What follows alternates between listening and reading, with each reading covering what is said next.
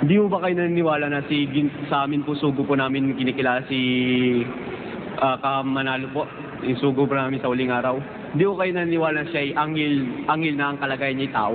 Hindi kayo naniniwala? Wala sa Bibliang anghel na kalagayan ni tao. Wala po nun sa Biblia? Wala. Meron po ako nabasa. Tingnan mo, hindi, wala. Meron po. Kahit may mabasa ka, tiyak na tiyak ko mali ang pagkakaintindi mo.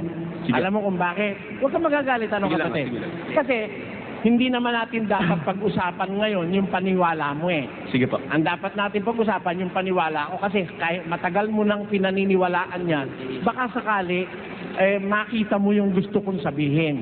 Pero yung sasabihin mo, nakita ko na yon. Actually, may hawak na ako nung mga ano na yun eh, pasugo. Alam ko na yon. Hindi mo na dapat paliwanag sa akin. Eto, ang sabi ng Biblia kung sino ba ang mga anghel, basa. At sinasabi niya tungkol sa mga anghel, yaong ginagawang mga anghel niya ang mga hangin.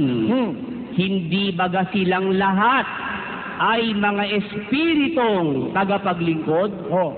Yung mga anghel niya, ginagawa niyang mga anghel niya ang mga hangin. Tapos ang sabi niya, hindi ba silang lahat, yung mga anghel, ay mga espiritong tagapaglingkod?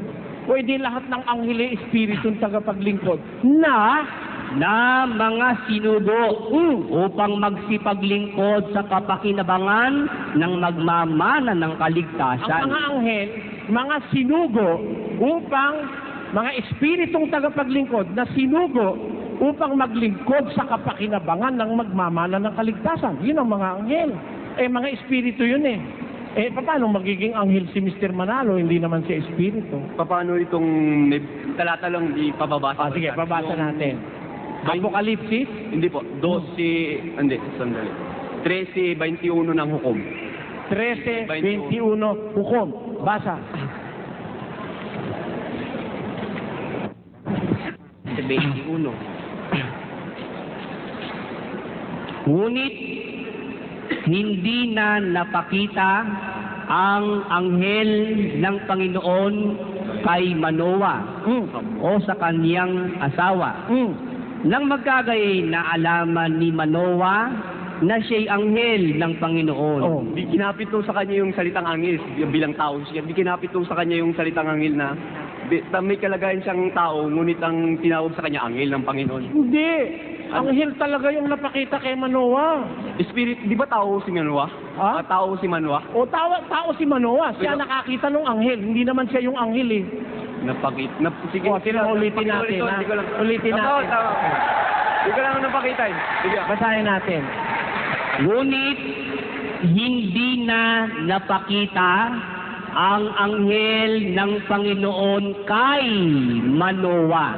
Kita mo. Di hindi si Manoah yung anghel, kundi yung nagpakita sa kanya, yun ang anghel ng Panginoon. Hindi si Manoah. Yung katuloy niya po na, kung gayon nalaman ni Manoah. Tuloy natin, tuloy. Sige po. Nang magkagayoy na alaman ni Manoah na siya'y anghel ng Panginoon. Di ba? Hindi siya yun. Yung siya, the pronoun siya is referred to the angel which was seen by Manoah. Hindi sa kanya yung siya na yun. Babasahin ko ha. Hindi ko pa ito na ano sa mga ministry. Hindi ko pa ito na ano na Kala. Papakita ko lang. Yung English.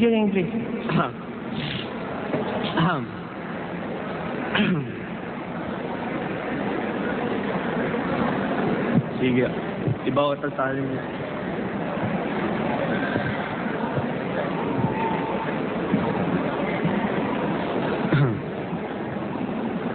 But the angel of the Lord did no more appear to Manoah and to his wife.